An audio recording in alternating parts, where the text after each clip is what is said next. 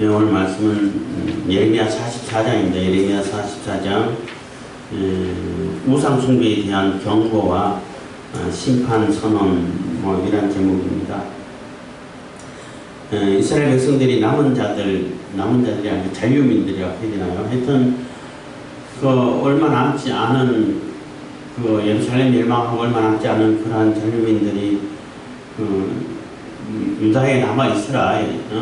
예루살렘은 이미 다 회피가 됐지만 그래도 유다에 남아 있으라 하고 하나님께서 명령을 하셨는데 그거 거부하고 거짓말이다 하고 굳이 애국 땅으로 들어갔죠.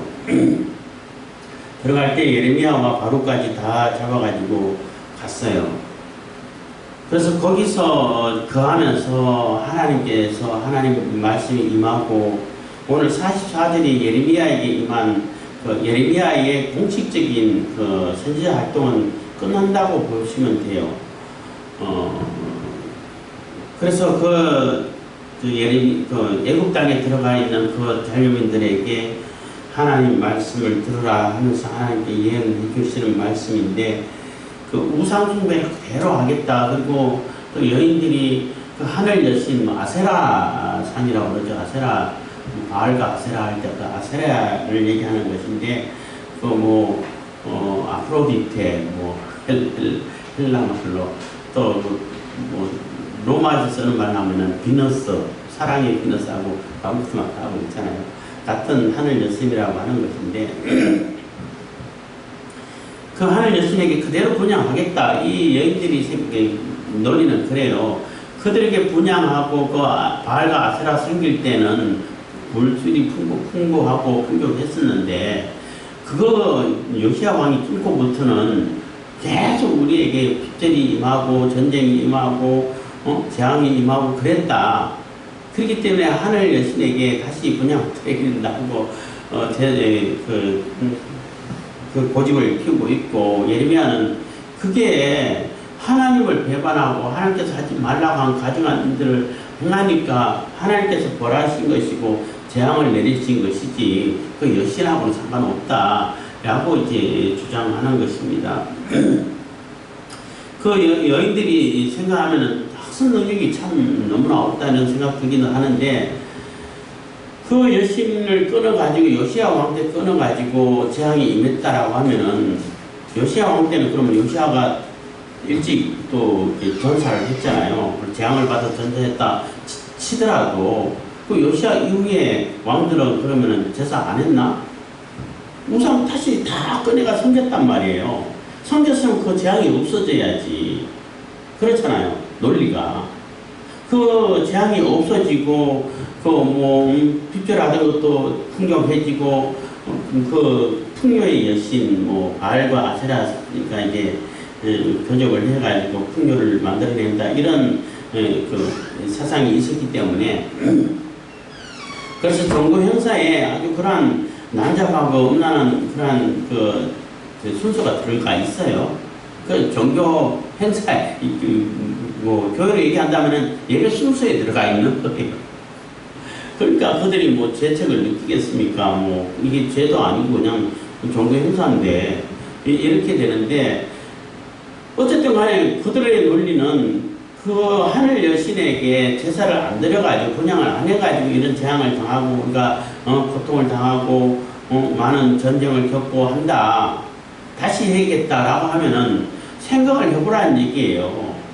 요시야 왕 때는 다 이게 척결하고 없앴는데 그래가지고 재앙을 당했다 그러면 요시야 왕 이후에 요시야 왕도 일찍 죽었잖아요. 그러면 그 하늘 여신에 진노해가지고 죽었다 치더라도 논리상 치더라도 요시야 왕 이후에 그 왕들은 안 했나? 다 다시 우상을 끄집어내가지고 다 분양하고 제사 드렸잖아요. 그럼 그때는 왜 풍족하고 평안하고 전쟁이 사라지고 승리하고 그래야 되잖아.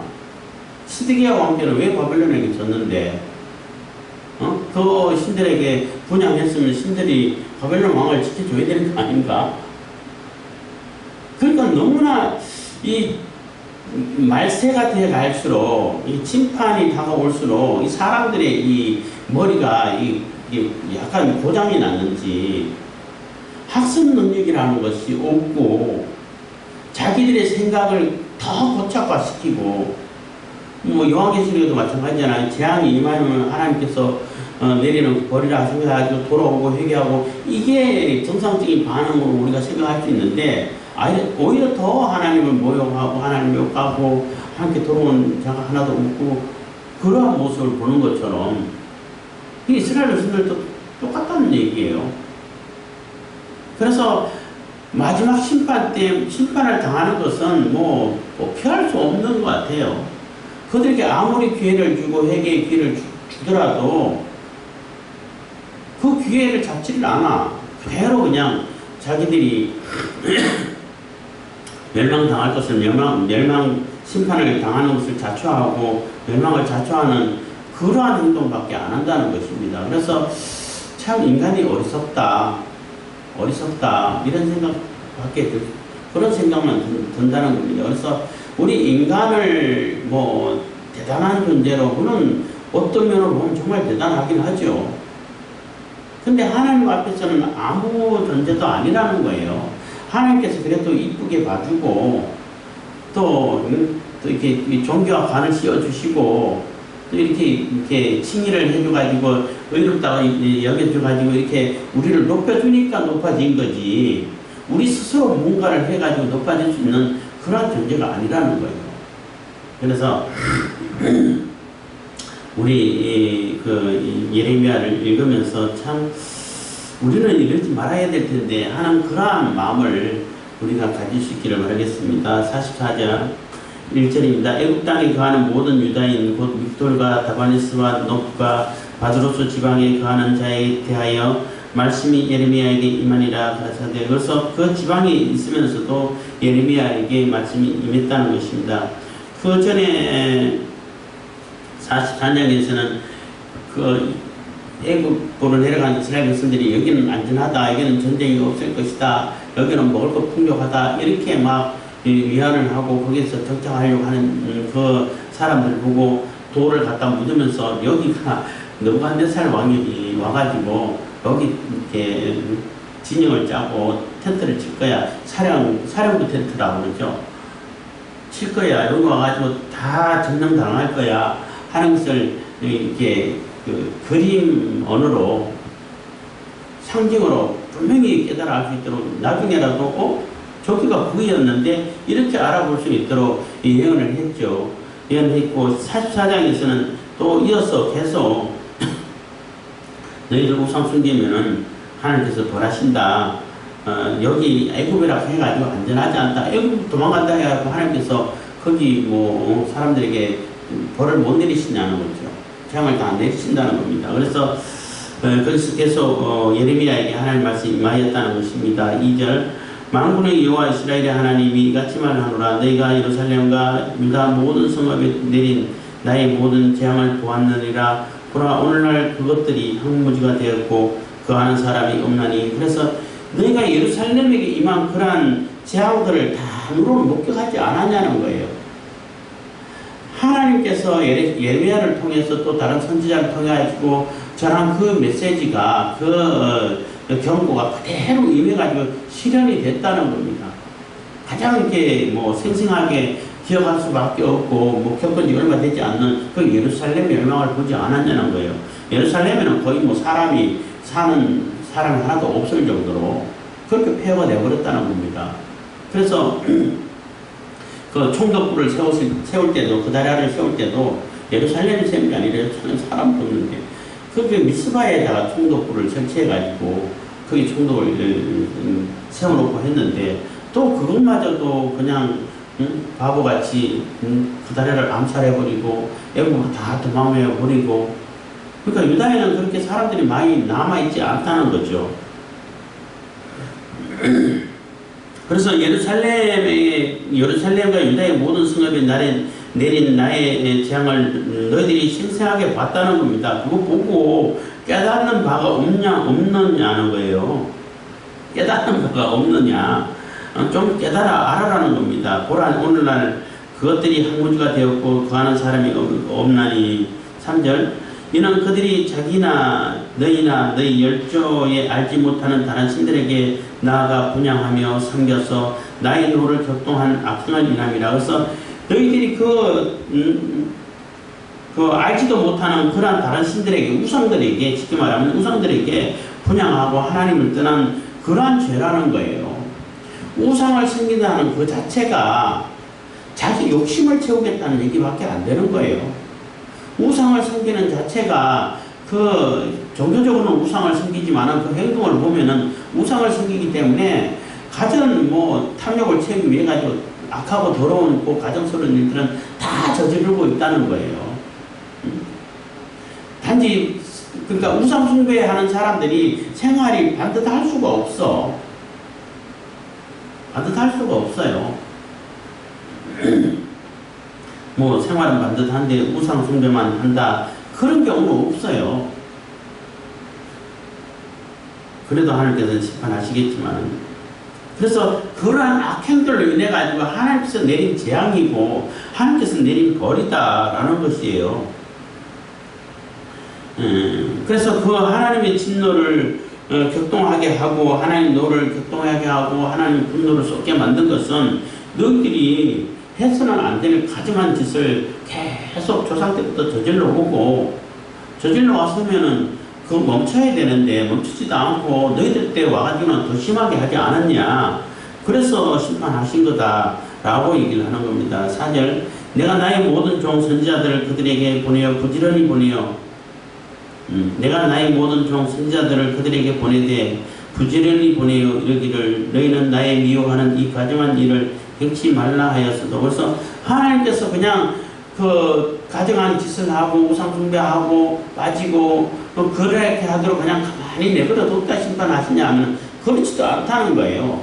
그거 하면은 재앙이 임할 거다, 심판할 거다 하고 선지자들을 보내가지고 정말로 부지런히 누구나 다 알아들을 수 있도록 수없이 이게 선지자를 보내가지고 얘기하고 하나님 말씀 전하고 눈물로 호소하고, 예레미야 같은 경우는 몇 번 죽을 뻔하면서도 눈물로 호소하고, 물론 그렇게 전하다가 순교당한 그 선자도 있죠.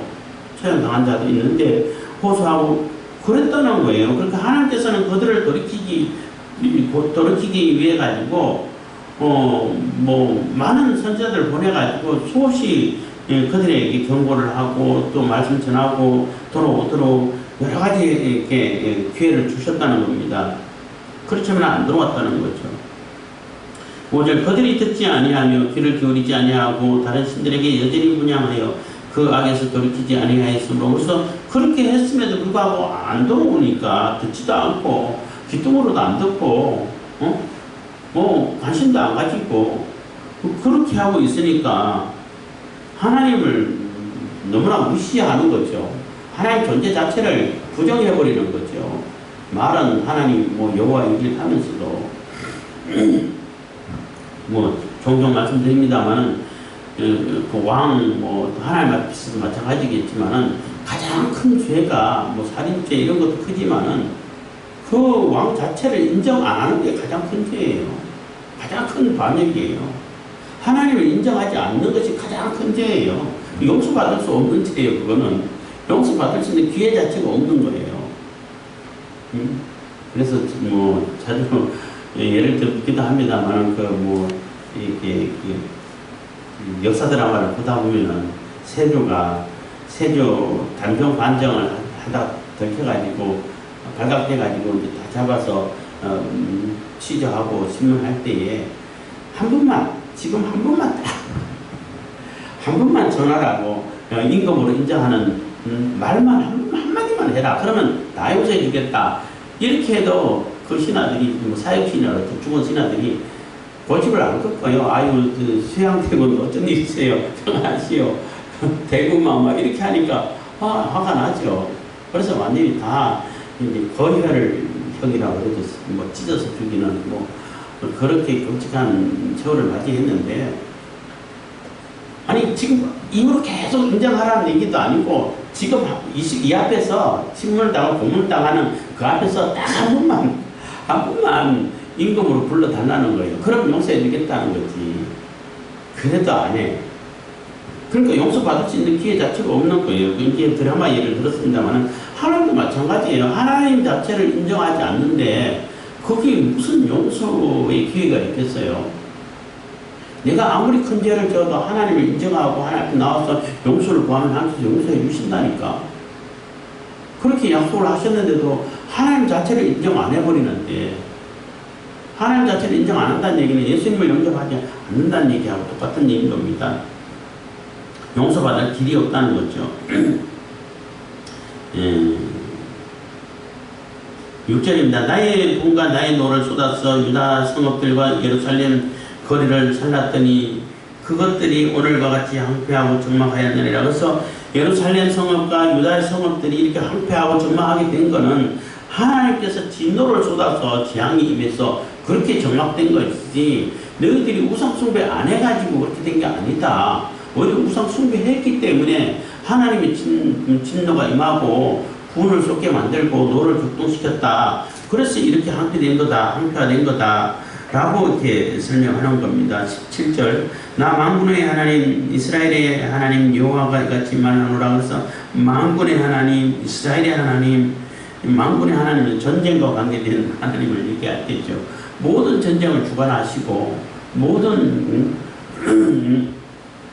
전쟁을 완전히 손아귀에 꽉 잡고 있는 이러한 하나님, 전능의 하나님, 또 언약의 하나님 여호와가 그 하나님이면서도 그러한 전능하고 권세가 전지전능하시고 모든 전쟁을 다 주관하시고 승리하게 만드시고 또 패배케 할 자는 패배케 하고 어쨌든 주관하시고 하는 그 하나님이 그 하나님으로서 또 언약을 이렇게 베푸신 하나님이신데, 그 언약의 하나님 여호와가 이같이 말하노라.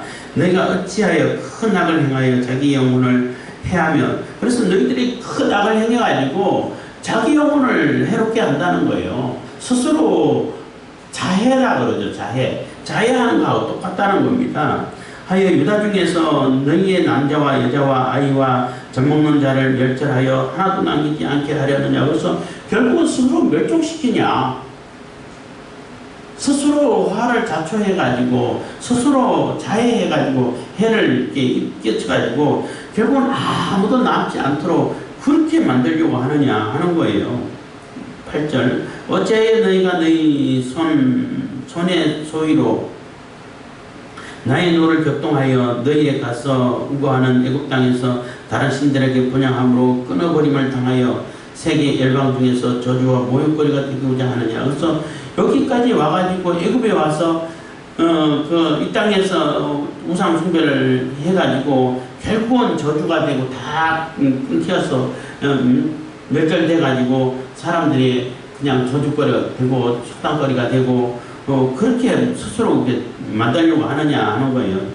9절, 너희가 유다 땅과 예루살렘 거리에서 행한 너희 열주의 악과 유다 왕들의 악과 왕비들의 악과 너희의 악과 너희 아내들의 악을 잊었느냐. 그래서 이 얘기는 왕부터 이게 서민들까지 다 악을 행했다는 거예요. 똑같이 어느 한 부류도 어느 한 계층도 하나님을 제대로 숨긴 자가 없다는 겁니다. 그들이 오늘 10절입니다. 그들이 오늘까지 겸비치 아니하며 두려워하지도 아니하고 내가 너희와 너희 열주 앞에서 세운 나의 법과 나의 윤례를 중리치 아니하느니라. 그래서 결국은 오늘까지 지금 이 순간에도 하나님 말씀 안 듣고 하나님 말씀을 무시하고 하나님하고는 상관없이 살려고 하고 한다는 거예요. 그게 얼마나 어리석냐는 것입니다. 그래서 이스라엘 백성들의 모습을 보면은 하나님께서 약속하신 가나안 땅에서는 우고하는 자들로 나그네로 살려고 하고 오히려 그 애굽 탈출해야 되고 벗어나야 할 그 애굽에서는 거기서 정착해서 살려고 하고 이런 모습이 보인다는 거죠. 참 뭐라고 표현해야 되나요?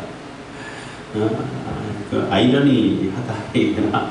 역설적인 역설적이라고 해야 되나? 하여튼 이게 사고방식이 잘못됐다는 거예요. 하나님께서 주신 약속의 땅에서는 내가 정착해서 하나님 말씀대로 살아서 하나님 복을 영원히 누릴 수 있도록 그런 생각을 해야 되는 것이고, 이 세상에서는 나그네 인생이다. 여기서 있다가 하늘나라 하나님께서 주신 그 약속 땅으로 갈 거야. 하나님하고 같이 영원히 지낼 거야. 이런 생각을 하는 것이 그게 복이고 그게 당연하고 자연스럽고 그게 뭐 너무나 지극히 당연한 그러한 논리일 텐데도 불구하고 그렇지 않고 하나님께 주신 그 약속의 땅은 거기 있다 언제 빠져나갈까? 여기 있다 언제 다시 세상으로 돌아갈까? 이런 모습으로 살았다는 거죠. 그게 참 너무나 어리석다는 겁니다. 11절 그러므로 나 만군의 여호와 이스라엘의 하나님이 이같이 말하노라. 보라 내가 얼굴을 너희에게로 향하여 재앙을 내리고 온 유다를 끊어버릴 것이며 그래서 하나님께서 얼굴을 너희에게 향한다는 거예요. 사실 이스라엘을 향해서 하나님 얼굴을 향한다 할 때는 지금까지는 굉장히 뭐 자비로우시고 인자하시고 은혜로우시고 노하기를 더디하시는 이러한 하나님의 모습이었단 말이에요. 이스라엘 향해서 하나님 얼굴을 대한다는 것은 하나님께서 은혜를 베풀어 주시기 위해서 이스라엘 향해서 대하는 것이고 이스라엘을 대적하고 하나님 대적하는 자들에게 하나님 얼굴을 향한다는 것은 이게 진노하고 재앙을 내리고 심판하시기 위해서 하는 것인데 11절에는 이스라엘의 하나님이 이스라엘에게 얼굴을 향하는데 진노를 내리는 재앙을 내리는 그러한 모습이라는 거죠. 그러니까 지금 이스라엘은 하나님에 대해서 대적자가 되어 있다는 거죠. 하나님이 백성이고 하나님의 자녀가 맞는 건데 그렇게 대해주고 그렇게 받아들이고 그렇게 인식시켜 왔는데 지금은 너희들은 내 자녀가 아니고 내 백성이 아니고 내 대적자야 하는 얘기가 되는 겁니다. 12절 내가 또 애굽 땅 우거하기로 내가 또 애굽 땅에 우거하기로 고집하고 거리로 들어간 유다 남은 자들을 취하리니 그들이 다 멸망하여 애굽 땅에서 엎드러질 것이라. 그들이 칼과 기근에 명하되 작은 자로부터 큰 자까지 칼과 기근에 죽어서 가증함과 놀램과 저주와 모욕거리가 되리라. 그래서 심판당해서 결국은 다 멸절하고 다 죽게 될 거라는 겁니다. 그래서 칼과 기근과 뭐 연병 뭐 이런 것은 전쟁을 얘기하는 거예요. 전쟁이 있으면 다 그렇게 되죠. 뭐 칼이 죽고 바로 죽는 사람이 있고 먹을 걸 다 뺏어가고 또 뭐 구할 수가 없으니까 기근에 굶어 죽고 또 뭐 시체들이 많이 있고 처리 못하고 위생이 안 되다 보니까 전염병이 퍼지고 이렇게 되는 겁니다. 그래서 결국은 이 너희들이 가장 안전하다고 생각한 이 애굽에 들어왔지만은 애굽에서 그것을 다 경험하게 되고 그래서 그것을 심판으로 그것이 전쟁이 내려질 것이다 라고 얘기를 하는 것입니다. 13절 내가 예루살렘을 멸한 것 같이 애굽 땅에 거하는 자들을 칼과 기근과 연병으로 멸하리니. 그래서 애굽 땅도 똑같이 예루살렘 멸망시킨 것처럼 멸망시킬 거라는 겁니다. 14절 애굽 땅에 들어가서 거기 우거하는 유다의 남은 자 중에 피하거나 남아서 그 사모하여 돌아와서 거하려는 유다 땅에 돌아온 자가 없을 것이라. 도피하는 자들 외에 돌아올 자가 없으리라 하셨느니라. 그래서 애굽 땅에 들어가가지고 거기서 뭐 정착하려고 하는 그러한 자들에게 지금까지 남아있고 있는 이런 자들이 이 전쟁을 피해가 도망갈 자가 한 사람도 없을 거라는 거예요. 그 사모하여 돌아와서 거하려는 유다 땅에 돌아올 자. 그래서 피해가지고 유다 땅으로 안전하게 돌아올 사람이 있냐면 아무도 없을 거라는 거예요. 그렇지만 도피하는 자들 외에는 돌아올 자가 없으리라 하니까 도피하는 자들의 얘기는 이 예언의 말씀을 듣고 하나님께서는 여기까지 이렇게 재앙을 내리시는구나, 빨리 도망가야겠구나 하고 지금이라도 도망가서 애굽에서 도망가가지고 유다로 돌아가는 그런 사람은 산다는 거예요. 그럼 지금이라도 돌아가라는 얘기죠. 그 사람들이 많지는 않겠지만 말 안 들으니까 죽으라고 말 안 듣는데 그 말 그쪽으로 듣겠어요? 그쪽으로만 듣지 제대로 듣겠어요? 그렇지만 몇몇 사람들은 여기도 재앙이 임하겠구나 라고 생각해가지고 얼른 돌아가게 되면은 그 사람은 산다는 거죠. 그래서 이 재앙이 내릴 것이라는 그러한 징조가 뭐냐 하가 이게 30절, 29절, 30절 얘기해 주는데 그 호브라라는 그런 바로가 있어요. 애국 왕이 있는데 그 왕은 누구냐면은 바벨론이 예루살렘을 이렇게 둘러싸고 있을 때 포로로 그러니까 포위하고 있을 때에 잠깐 그 애국 군대가 그 유다를 돕는다고 이렇게 진격한 때가 있었잖아요. 그럴 때 이제 바벨론 군대가 포위망을 풀고 잠깐 물러났다가 그 애국을 상대하려고 하다 보니까 애국은 다시 도망가 버리고 이렇게 했잖아요. 그 왕을 얘기하는 거예요. 그래서 주변에 그러니까 애국 가나안 땅이라든지 유다라든지 그 주변에 있는 나라들은 이 호브라 왕이 구세주와 같은 거야. 저 왕이 우리를 반드시 도와가지고 우리를 바벨론을 물리쳐 줄 거야 하는 그런 기대감이 있는 왕이에요. 그 왕이 죽을 거야. 그게 징조가 될 거야 하고 얘기를 해주고 있는 겁니다. 그래서 뭐 이따가 얘기 다시 하겠습니다만, 그래서 그 왕이 죽는 걸 보고 아 진짜구나 하고 돌아가면 그때라도 돌아가면 산다는 거예요. 15절입니다. 때엔 자기 아내들이 다른 신들에게 분향하는 줄을 아는 모든 남자와 곁에 섰던 모든 여인 곧 애굽 땅 바드로스에 거하는 모든 백성의 큰 무리가 예레미야에게 대답하여 가로되. 그래서 거기에 있는 이렇게 하나님께서 너희들이 하나님 말씀 안 듣고 우상을 숭배하고 가정 더럽고 가정한 짓을 행하고 하나님 말씀하고 상관없이 이렇게 지내는 그것 때문에 조상 때부터 해가지고 지금까지 너희들도 똑같이 너희들이 더 심하게 이렇게 행하는 그것 때문에 재앙이 임했다라고 이렇게 메시지를 전하니까 예언의 말씀 하나님 말씀 전하니까 그 여인들의 대답이라는 거예요. 이렇게 대답한다는 겁니다. 때에 자기 아내들이 다른 신에게 분양하는 줄을 아는 모든 남자와 곁에 섰던 모든 여인 곧 애굽 땅 바드로스에 거하는 모든 백성의 큰 무리가 예레미야에게 대답하여 가는데, 그래서 여기서 모든 사람, 모든 여인까지는 누구도 빠짐없이 하는 얘기라는 거예요. 한 사람도 빠짐없이 다 똑같이 이렇게 대답한다는 거죠. 그래서 뭐 주로 그 당시는 주로 수를 셀 때는 성인 남성만 이렇게 숫자에 들어가고 수를 세고 뭐 사람을 인정하고 백성이라고 그러면 그렇게 여겨지잖아요. 근데 모든 여기까지 다 포함시켰다는 얘기는 뭐 예외되는 사람이 없다는 거예요. 예레미야에게 대답하여 가로되 16절 네가 여호와의 이름으로 우리에게 하는 말을 우리가 듣지 아니하고 하나님 말씀 전에도 우리 그거 듣지도 않을 거야. 우리 뭐 아무런 관심도 가지지 않을 거야 하는 얘기인 거예요. 우리 입에서 낸 모든 말을 정령히 실행하여, 그래서 우리 입에서 낸 모든 말을 반드시 실행할 거다. 그래서 어떤 곳에는 수석에서 온 것 같은데, 내가 여호와 하나님으로 맹세할 건데 무슨 맹세를 하냐면 반드시 그 여신에게 분양할 거야, 이런 맹세를 하고 있다는 거예요. 맹세는 하나님 이름으로 하면서 실행은 우상 숭배하겠다는 그런 코미디 같은 얘기를 한다, 뭐 이런 얘기도 본 적이 있는데, 하여튼 그 얘기랑 비슷하다는 거죠. 그래서 우리 입에서 낸 모든 말을 반드시 실행한다, 내가 맹세를 한다, 이 얘기가 된다는 거예요. 우리의 본래 하던 것, 곧 우리와 우리 선조와 우리 왕들과 우리 방백들이 유다 성읍들과 예루살렘 거리에서 하던 대로 하늘 여신에게 분향하고 그 앞에 전제를 드리리라. 대저 그때는 우리가 식물이 풍부하며 복을 받고 재앙을 만나지 아니하였더니, 그래서 우리가 하는데 우리 선조가 하고 우리 방백들이 하고 성읍들과 그러니까 모든 부류의 모든 계층의 사람이 다 했다는 거예요. 선조 때부터 계속 이어와서 했다는 거예요.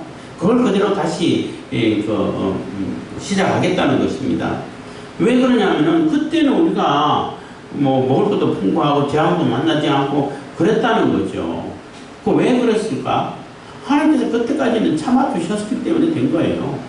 회개를 계속 하지, 권유하고 선자를 보내서 회개를 권유하고 돌아오라 아니면 재앙이 임한다 이렇게 하면서도 기다려 주셨으니까 그 먹을 것도 있고 재앙도 안 당하고 전쟁도 없고 그런 상태가 된 거죠. 그렇지만 이 사람들은 그렇게 생각 안 한다는 거지. 이 여인들도 그렇고 모든 사람들이 우리가 그 여신의 아세라, 바알과 아세라를 열심히 섬길 때는 이런 재앙도 없고 전쟁도 없었는데 그 요시야 왕이 그 쓸데없이 다 없애가지고 그 신들의 재앙을 만든 거야. 이렇게 해석을 하고 있는 거죠. 18절 우리가 하늘 여신에게 분향하고 그 앞에 전제를 드리던 것을 패한 후부터는 모든 것이 핍절하고 칼과 기근에 멸망당하였느니라 하며 여인들이 가로되 우리가 하늘 여신에게 분향하고 그 앞에 전제를 드릴 때에 어찌 우리 남편의 허락이 없이 그에게 경배하는 과자를 만들어 놓고 전제를 드렸느냐. 그래서 남편들도 다 허락했고 이거 반대하는 자 하나도 없다. 오히려 하라고 했다. 그런데 뭐가 문제냐 이렇게 얘기를 하는 거죠. 20절입니다. 예레미야가 남녀 모든 무리 곧 이 말로 대답하는 모든 백성에게 일러 가로되 너희가 너희 선조와 너희 왕들과 관객들과 유다 땅 백성이 유다 성읍들과 예루살렘 거리에서 분향한 일을 여호와께서 기억지 아니하셨느냐 생각지 아니하셨느냐. 그래서 하나님 그거 너희들을 한 거 모르겠냐. 다 기억하고 생각하고 그래서 돌이키라고 수없이 선지자들을 보내가지고 회복시키려고 했는데 너희들 말 안 들었지 않냐 하는 얘기인 거예요. 그래서 제가 아까 얘기했지만 이 여인들의 논리라 그러면은 그때는 뭐 재앙이 없었다 치더라도 이 여인들의 말이 맞다고 가정을 한다면은 뭐 가정하는 것도 마땅치 않겠지만 가정을 해서 그래서 요시야 왕이 다 없애가지고 재앙이 임했다라고 그렇게 주장을 하는데 그 주장이 맞다면은 요시야 왕이 또 재앙을 받아서 일찍 죽었다고 또 표현하겠죠. 요시야 왕이 죽고 요시야 왕 뒤를 이은 왕들은 그러면 계속 하나님 말씀 열심히 잘 지키고 말씀 따랐나요? 안 따랐잖아. 요시야 왕이 다 없앴던 그 우상들을 다 끄집어내가지고 다 가지고 와가지고 다시 딱 만들어가지고 새로 섬겼잖아. 그러면은 그때부터 또 풍족하고 없어져야 되는 거 아닌가? 재앙도 없고 뭐 멸망하지도 않고 이렇게 바벨론에게 쫓겨다니지도 않아야 되고 그래야 되지 그렇게 돼야 되는 거 아닌가요? 다시 그 여신에게 분양을 했는데 그런데 계속 그냥 더 그 나락으로 떨어졌잖아요. 더 이렇게 그 재앙을 이렇게 만날 수밖에 없는 그런 상황으로 계속 이어져서 결국은 완전히 다 망해버렸잖아. 예루살렘이 완전히 폐허가 되어버렸잖아. 그러면은 그거는 어떻게 설명할 거냐는 거죠. 그래서 이 논리가 너무나 안 맞고 너무나 어리석다는 겁니다. 22절 여호와께서 너희 악행과 가증한 소유를 더 참으실 수 없었으므로 너희 땅이 오늘같이 항구하여 놀림과 저주거리가 되어 거민이 없게 되었나니. 그래서 그 너희들이 과거에 그래도 좀 먹을 거 있었던 그때는 그래도 하나님께서 참아주셨기 때문에 먹을 게 있었던 것이고 더 이상 참을 수가 없으셔가지고 하나님께서는 재앙을 내리는 거다. 하나님께서 내리시는 재앙이고 버린 것이지 그 우상 숭배한다고 해가 되고 안 되고 그런 게 아니다 라고 얘기를 하는 거죠. 23절 너희가 분향하여 여호와께 범죄하였으며 여호와의 목소리를 청종치 아니하고 여호와의 법과 율례와 순거대로 행치 아니하였으므로 이 재앙이 오늘과 같이 너에게 임쳤느니라. 그래서 너희들이 하나님 말씀 안 듣고 하나님의 진노를 불러일으키고 가정한 짓을 하고 가정 더러운 짓 하고 잔인한 짓 하고 이렇게 하니까 하나님께서 진노해서 재앙을 내려서 이렇게 된 것이지. 그러면 지금이라도 빨리 돌이키고 하나님 말씀 듣고 돌아오라는 거예요. 지금이라도 돌아오면 살 수 있는 길이 있다는 거예요. 그러니까 하나님께서 얼마나 참 수없는 기회를 주는 거예요. 예루살렘이 멸망하기 전에도 수없이 지금이라도 이제 이 멸망한 이후에라도 애국 땅에 들어와가지고 지금이라도 또 얘기를 하는 거예요. 돌이키고 돌아오라는 얘기죠. 근데 문제는 안 들어온다는 거죠. 그게 가장 큰 문제예요. 안 들어온다는 거예요. 24절 예레미야가 다시 모든 백성과 모든 여인에게 말하되 애국 땅에서 사는 모든 유다여 여호와의 말씀을 들으라. 제발 좀 하나님의 말씀 좀 들으라는 겁니다. 25절 만군의 여호와 이스라엘의 하나님이 이같이 말씀하시되 너희와 너희 아내들이 입으로 말하고 손으로 이루려 하여 이르기를 우리가 소원한 대로 반드시 이행하여. 그러니까 우리가 소원한 대로는 얘기는 하나님이 여호와 이름으로 소원한 대로라는 얘기요. 하나님의 이름을 걸고 소원했는데 무슨 소원을 했냐면은 하늘의 예수님에게 분양하고 전제를 드리라 하는데 그 소원을 했다는 거예요. 그 얼마나 코미디예요 이게. 하여튼저 너희 소원을 성립하며 너희 소원을 이행하라 하시니라. 그러니까 하나님께서는 너무나 기가 막혀서 그래? 그럼 그렇게 해봐. 하나님의 이름을 여호와의 이름으로 명사할 건데 명사하는데 내가 반드시 그 아세라에서 하늘 여신에게 분양하고 그 여신을 섬기겠습니다. 이렇게 소원을 하고 하나님의 이름을 명세하는데 너무 기가 막히지 않나요? 코미디죠. 그러니까 하나님이 너무나 어이가 없어져가지고 그래 그럼 그렇게 한번 해봐. 그냥 포기를 하시는 거죠. 그냥 버리시는 거예요.